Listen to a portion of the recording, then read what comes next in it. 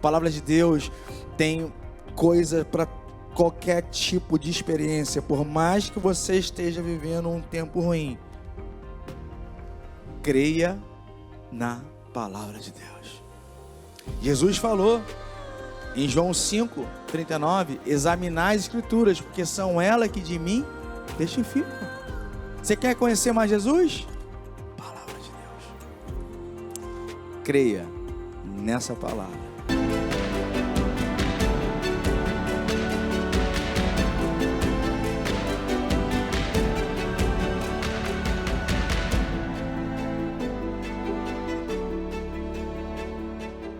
Batizado aqui no dia 14 de abril de 1983.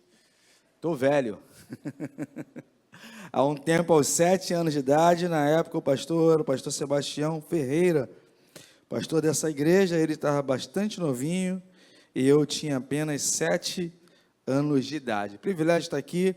O pastor Demetrios é um amigão nosso, durante muito tempo trabalhamos juntos.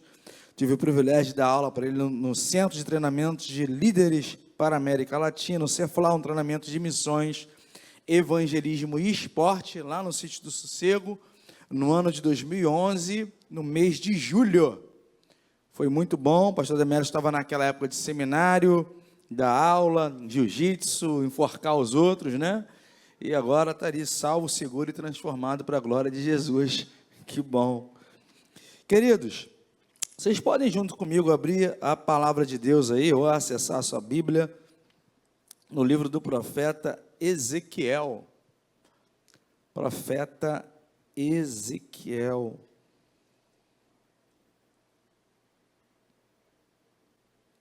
Capítulo de número 37. Ezequiel. Capítulo 37. Trago um abraço da Igreja Batista Memorial em Ação, uma igreja de apenas 2 aninhos, ali em Duque de Caxias, Campos Elíseos. Está comigo aqui hoje, peço que fiquem em pé. Nossos irmãos Elias e Fabiana, diáconos em experiência. Obrigado pela companhia, sempre conosco. Ezequiel 37. Vamos ler sentados, entretanto, reverentes. Palavra de Deus, aqueles que acharam, digam amém. Os que não acharam, digam espera. Todos acharam. Então, diz assim a palavra do Senhor. A mão do Senhor estava sobre mim, e por seu espírito ele me levou a um vale cheio de ossos. Ele me levou de um lado para o outro, e pude ver que era enorme o número de ossos no vale, e que os ossos estavam muito secos. Ele me perguntou: filho do homem, estes ossos poderão tornar a viver? E eu respondi: ó soberano Senhor, só tu o sabes. Então ele me disse: profetiza esses ossos, e diga-lhes: ossos secos, ouçam a palavra do Senhor. Assim diz o soberano Senhor a esses ossos: farei um espírito entrar em vocês, e vocês terão vida. Porei tendões em vocês, e farei aparecer carne sobre vocês, e os cobrirei com pele. Porei um espírito em vocês, e vocês terão vida.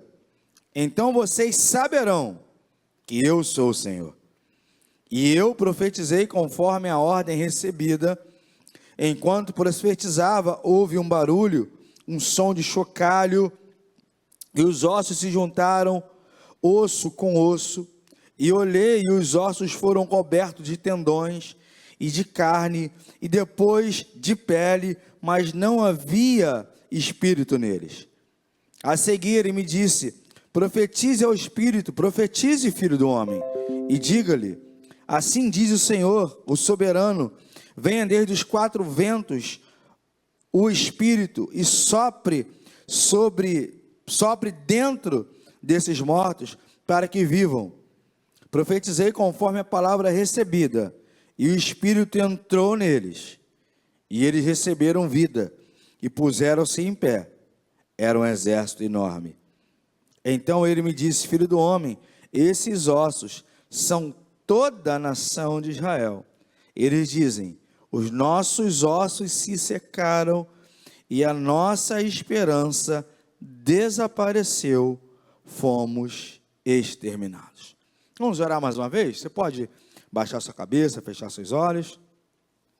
Senhor, nós queremos agradecer ao Senhor pelo privilégio de estarmos aqui nessa noite para compartilhar a Tua palavra nesse lugar, essa casa de oração. A Tua palavra nos afirma que a Tua casa seria chamada casa de oração. Quero pedir que o Senhor agora, por favor, fale em todos os nossos corações e prepare, Senhor, o nosso coração para o impacto da Tua palavra nessa noite, nesse lugar. Leva-nos à Tua vontade, os Teus planos, os Teus desígnios. Nós oramos assim no nome de Jesus, amém. Irmãos, eu não sei se você é familiarizado com o Antigo Testamento e com o profeta Ezequiel, mas nós estamos vivendo um tempo, principalmente na cidade do Rio de Janeiro. Nós chegamos de uma viagem missionária agora nesse final de semana, fomos a Santo André, um grupo de 14 irmãos da nossa igreja, praticamente a metade da nossa igreja, e quando a gente chega no outro estado, a gente ouve falar do nosso, né? Como que nós estamos, como o Rio de Janeiro. A questão da segurança pública é uma questão muito falada. Mas é muito mais do que uma segurança pública. A questão de esperança mesmo. Quantas pessoas hoje estão sem esperança?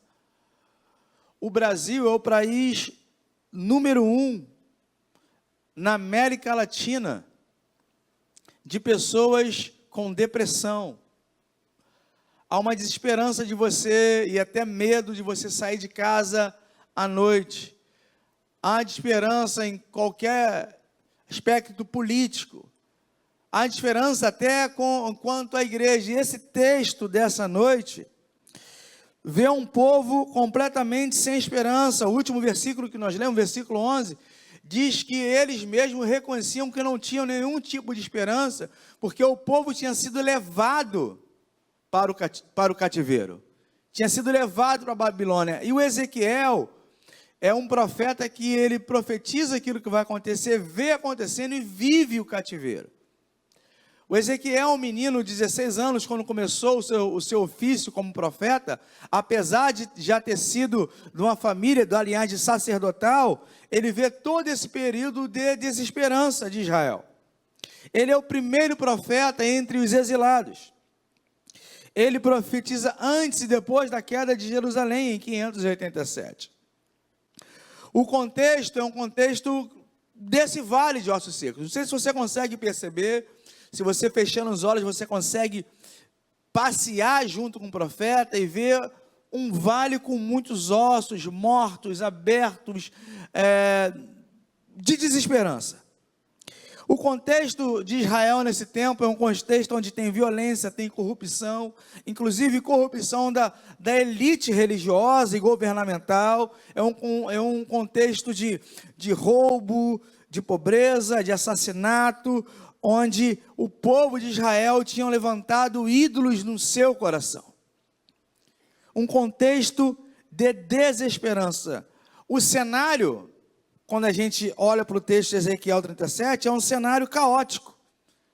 Jerusalém destruída, a fé era uma fé que acreditava que o Senhor só habitava no templo, o Senhor não saía do templo.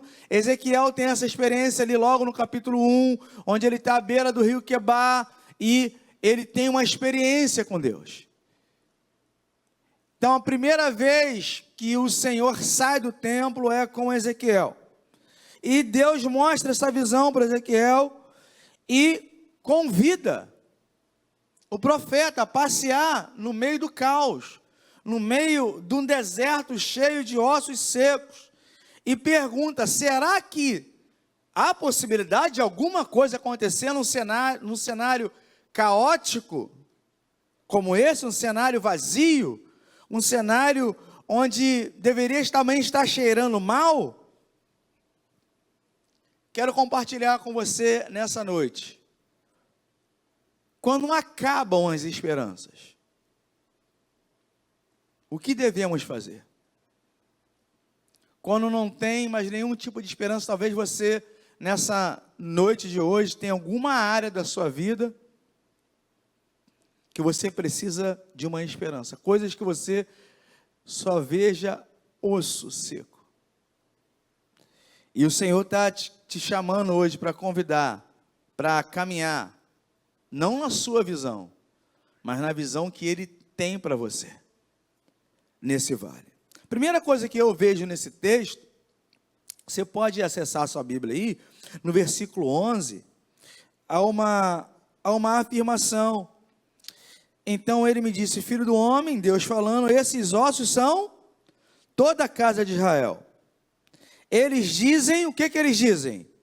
Os nossos ossos e a nossa esperança desfaleceu-se, fomos exterminados, ou seja, não tem mais jeito.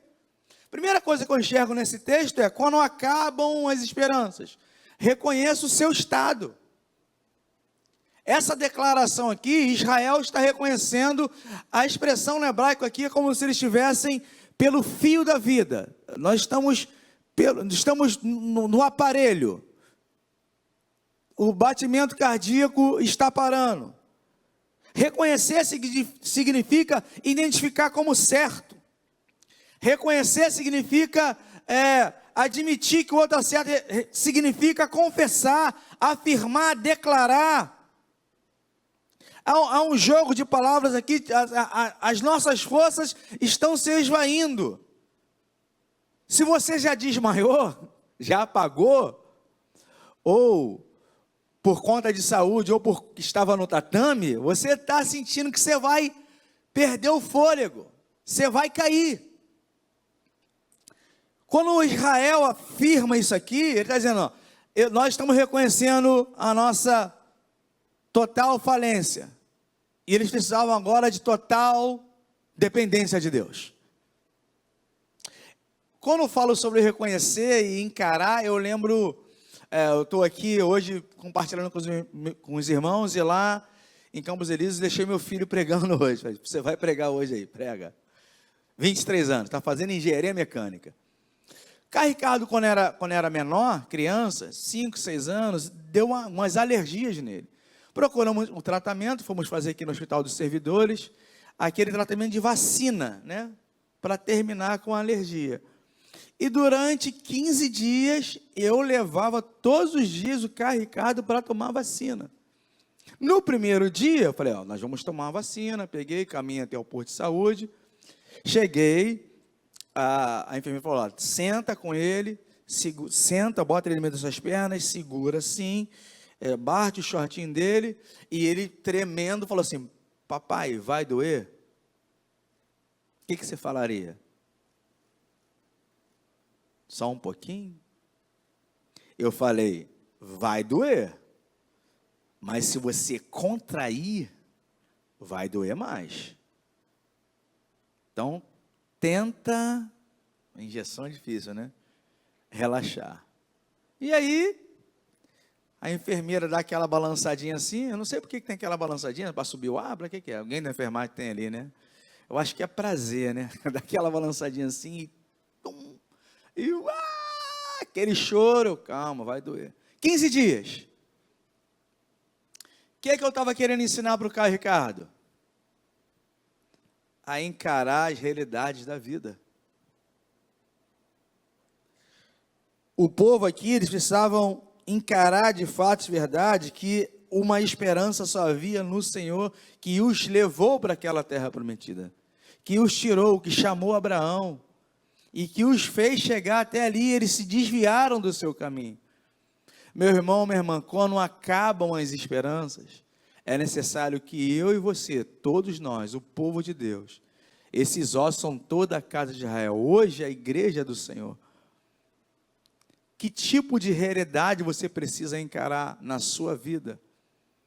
Quem sabe no seu casamento, na sua família, quem sabe na sua vida estudantil. Estávamos conversando na sala de recepção aqui com o pastor Anderson, na questão das redes sociais, dos smartphones que consomem o nosso tempo, mas quem sabe também pode ser na sua vida espiritual, que você precisa encarar uma realidade, fato de verdade, e voltar a sua esperança para aquele que somente pode dar esperança. Qual é a primeira coisa que você precisaria fazer nessa noite? E qual é a primeira coisa que você precisaria parar de fazer para que você possa voltar ao seu foco? Admitir o seu pecado, reconhecer, falar: Senhor, eu preciso de Ti. A Bíblia diz em Provérbios 28:13, que aquele que confessa o seu pecado e deixa, alcança a misericórdia. A Bíblia diz em 1 João, a partir do versículo, no capítulo 1, a partir do versículo 7, se andarmos na luz, conforme Ele na luz está, o sangue de Jesus nos purifica de tudo. Temos comunhão uns com os outros, e o sangue de Jesus nos purifica de todo o pecado. Se dissermos que não temos nenhum pecado, nos fazemos mentirosos. Mas se confessarmos os nossos pecados, Ele é o fiel e justo para nos perdoar os pecados e nos purificar de toda injustiça. Que área na sua vida hoje você precisa reconhecer? Precisa abrir mão, precisa dizer: eu declaro, aqueles que estavam declarando a falência, eu convido hoje você a declarar a sua falência, mas também a sua total dependência em Deus. Segunda coisa que eu vejo nesse texto, está no versículo 2 e no versículo 4 e no versículo 7. Você está com a sua Bíblia aberta aí, você vai perceber. Então ele me disse, ou seja, o soberano Senhor, profetiza esses ossos ouçam a palavra do Senhor. Versículo 7, então profetizei conforme a ordem ou a palavra recebida. Quando acabam as esperanças, não pare de acreditar na palavra do Senhor. Você pode estar no meio de um caos tremendo, porque o profeta aqui, muito mais do que da noção que nós temos hoje, nós temos uma noção muito latina e grega, né, que é o profetes, que é alguém que vai predizer o futuro. Os mais antigos vão lembrar da mãe de Ná, mas a palavra aqui é nabi, é como se o profeta fosse a caixa de som. A caixa de som só emite o som se alguém falar no microfone. Então, o profeta é aquele, a noção é de aquele que traz a palavra do Senhor, aquele que traz a mensagem de Deus. E o que Deus está falando aqui com Ezequiel, para que comunique o povo, é: confie na palavra que eu estou dizendo, confie naquilo que eu estou fazendo, confie naquilo que eu tenho falado há muito tempo. Ezequiel é chamado na primeira experiência. Irmãos, parece até assim, óbvio falar para acreditar na palavra do Senhor, mas Deus está falando aqui com alguém que era da linhagem sacerdotal, alguém que estava acostumado com culto, alguém que estava acostumado com o templo, alguém que oferecia oferta, alguém que servia, mas ainda não tinha tido uma experiência viva e real com Deus. Alguém que não tinha, não somente tido uma experiência viva e real com Deus, mas alguém que precisava. Ele falou: esses ossos poderão reviver? Eu não sei, Senhor. Ele fala: profetiza a esses ossos. E no versículo 4 ele fala: ouçam a palavra do Senhor. Eu quero trazer aqui como uma ilustração o que acontece no Novo Testamento. Ali em Lucas, quando Pedro, em obediência, fala, ele pesca a noite toda e não pesca nada. Lembram desse evento? Que Pedro pesca a noite toda, ali no capítulo 5 de Lucas, e não pesca nada. Mas aí o Senhor fala: lance a sua rede ao largo, ou seja, a um lugar mais fundo, ali no lago Genezaré. Pelos olhos humanos, tinha alguma coisa errada ali, porque Pedro era especialista em pesca, ele pescava, ele vivia da pesca. Jesus era carpinteiro. Todo mundo que pesca sabe que se pesca à noite, já estava amanhecendo, não era para ter peixe. Mas Pedro fala: pela tua palavra, já que o Senhor está falando, eu vou lançar as redes. Vamos cruzar essas duas histórias aqui? Ezequiel e Pedro fora da sua zona de conforto, Ezequiel fora do tempo, Pedro com um barco fora do horário, os dois frustrados, cansados da vida, tentar fazer alguma coisa certa num ambiente completamente errado, vale de ossos, pescar de manhã, voltar ao barco depois que já tinha lavado as redes, Ezequiel com ossos, Pedro na água, mas sem peixe, todos os dois se cruzam ali, e a palavra de Deus se encarnou profundamente na vida de Ezequiel, ao ponto dos dois se confundirem. O impacto de Jesus foi tão grande, que muda a vida de Pedro, que ele deixa as redes, e segue a Jesus. Isso me faz lembrar de uma história que o missionário Ronaldo Lidório fala ali em Gana. Ele começou um trabalho entre os concombas, era algumas tribos de uma região ali da África, de Gana, e ele juntou 23 igrejas, e durante um mês ele dava um treinamento de um final de semana, para que na linguagem deles, né, no dialeto, para que eles pudessem aprender a Bíblia. E ele reparou que cada pessoa, em média, conseguia decorar 13 versículos. 13 versículos. E veio uma mulher de uma outra tribo que ela andava 4 dias para poder chegar ali, nos concombas. E ela decorou os versículos e voltou para sua tribo. Quando chega no meio do caminho, 2 dias depois, ela esqueceu um versículo. Só teria um treinamento no outro mês. O que essa mulher faz? Volta 2 dias. E quando ele a vê, ele fala assim, mas por que você voltou? E a resposta dela é, a palavra de Deus é preciosa demais para se perder no meio do caminho. A palavra de Deus é preciosa demais para se perder no meio do caminho. Eu não sei que tipo de situação você está vivendo, mas a palavra de Deus ainda tem resposta para tudo. A Bíblia diz em Hebreus 4:12 que a palavra de Deus é viva e eficaz, mais penetrante do que qualquer espada de 2 gumes, que penetra até a divisão da alma, do espírito, das juntas e da medula, e é apta para discernir as intenções da mente e do coração. A palavra de Deus é inspirada por Deus, segundo Timóteo 3,16, para ensinar, para redarguir, para corrigir, para que todo homem seja habilitado para toda boa obra. Qual obra, irmãos? Qual obra? Qual obra? Toda boa obra. Qualquer tipo de obra.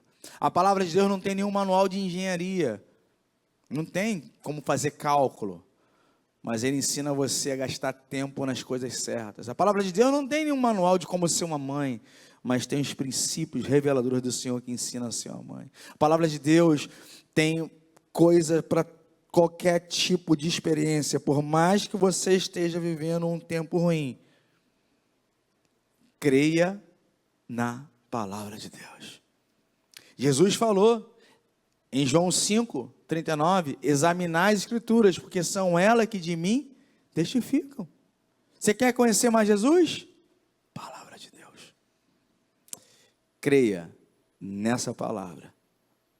Em terceiro lugar, o que eu enxergo nesse texto?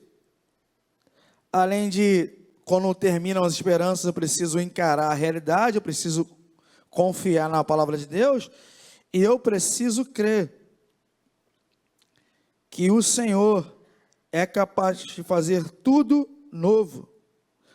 O texto ele vai como numa sequência de cenas, e ele fala assim, e eu profetizei, conforme a ordem recebida, versículo 10, o Espírito entrou neles, e eles receberam vida e se puseram de pé.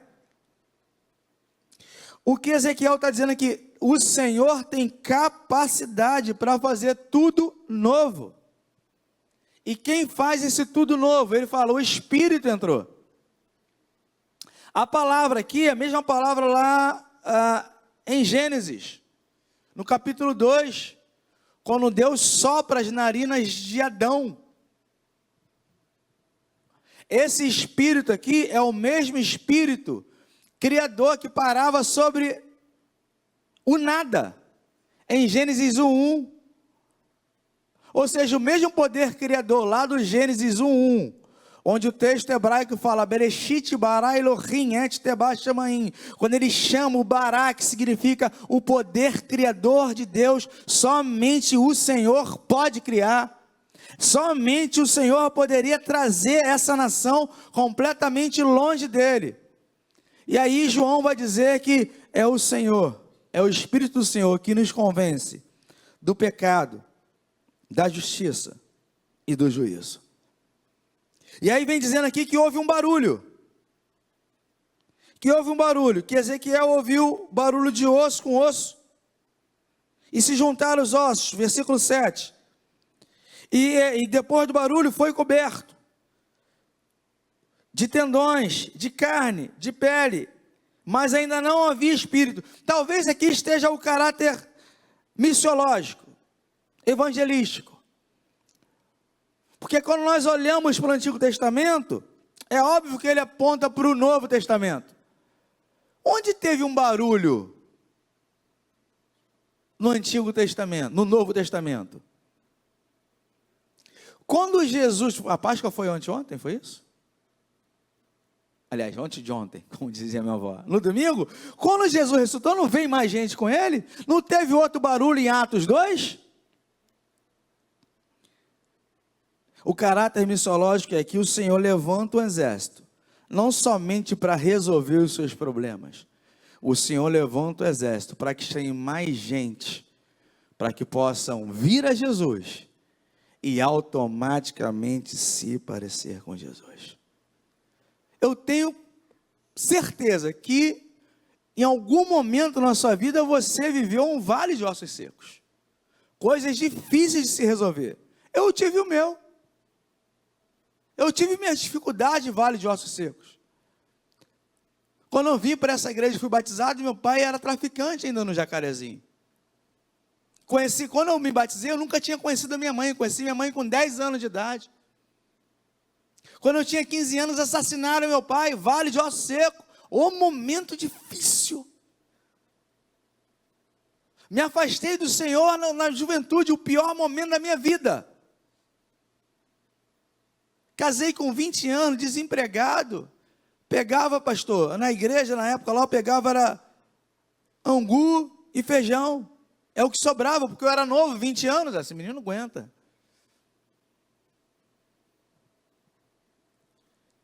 Mas o Espírito soprou novamente na minha vida. Me convenceu. Eu abri a palavra de Deus em Mateus 6,33. E lá estava escrito, mas buscar primeiramente o reino de Deus, a sua justiça, e todas essas coisas vos serão acrescentadas. Jesus sentou novamente no trono do meu coração. E hoje eu estou aqui para compartilhar com você. Acabamos de chegar de uma viagem missionária. E nós precisamos sair do tempo de vem e veja, para vai e conte. Por muitos anos nós entretemos na nossa cabeça que só vir aqui, ou ouvir alguém, um pastor, ou ouvir alguém, um culto jovem, vai fazer o reino de Deus prosperar. Muitas pessoas que já ouviram, entenderam, negam-se a doar sua casa, sua roupa, seus recursos, seus talentos, seus tesouros, em prol da obra do Senhor. Quero convidar você nessa noite, por mais que pareça desesperada a sua vida, ou sem esperança, que o Senhor deseja que você reconheça onde você está, continue acreditando na palavra de Deus e creia que Ele pode fazer tudo de novo. Para quê? Para que você seja um mensageiro da esperança do Senhor, um mensageiro de Deus. Se você tivesse, aqui nós estamos num caso não só de doença, mas como de morte, né? Está tudo morto. Imagina se você acorda amanhã, está comigo sim ou não? Se você acorda amanhã e você tem a cura do câncer, o que você faz? Você descobriu a cura do câncer, o que você faz? Nada? Me ajudem aqui, jovens. O que você faz? Descobriu a cura do câncer? Royard, vou ganhar dinheiro, esse negócio. Vou divulgar na rede social. Alguém contaria para alguém? Quem contaria, levanta a mão aí. Contaria? Que bom. Que benção. Ajudaria muita gente isso aí? Sim? Só em Vila da Penha ou em outros lugares também? Amém? Dentro do Rio de Janeiro, fora do Brasil? Sim? Seria uma boa mensagem para a gente compartilhar? Mas você tem a melhor mensagem do mundo, que não somente cura a saúde, você tem uma mensagem que muda vidas, e muda de maneira eterna, eternamente. O Senhor nessa noite está convidando esse exército. Você já entregou a vida para Jesus? Você deveria estar em pé para marchar, junto com a visão que o Senhor tem dado para o pastor da igreja, para que não somente a Vila da Penha, quem sabe o Rio de Janeiro, quiçá o Brasil, possa ser alcançado por cada um dos irmãos. Avançar na obra e no reino de Deus. Eu gostaria de fazer uma oração para alguns irmãos. Posso, pastor? Posso. Eu não sei, dois convites nessa noite. Eu não sei aonde você está. Muitos aqui eu não conheço mais a juventude. Mas quem sabe você entrou aqui hoje realmente sem esperança. E quem sabe você já teve a esperança restaurada e deseja contribuir para restaurar a esperança de alguém. Eu quero convidar você aqui, enquanto a gente canta, quero convidar você aqui à frente, para que a gente possa orar juntos. Você pode vir? A igreja pode se colocar em pé, por fineza? Deus falou no seu coração nessa noite? Deus te viu? Alguma área na sua vida que você precisa reconhecer? Alguma área na sua vida que você precisa acreditar na palavra? E que você precisa estar convencido que o Senhor tem capacidade de, como Ele mudou a sua vida uma vez, Ele pode estar com você novamente. Na verdade, esse é o significado do nome de Jesus, Emanuel, que quer dizer Deus está conosco. Tem alguém aqui? Estou convidando você mesmo, pode vir. Isso, vem. Amém. Tem mais alguém? Um adulto, um jovem, uma senhora? Pode vir, gente. Casa de Deus, né? Quarta-feira, culto que a gente tira para orar, tá junto. Amém. Tem mais alguém? Isso, vem mesmo.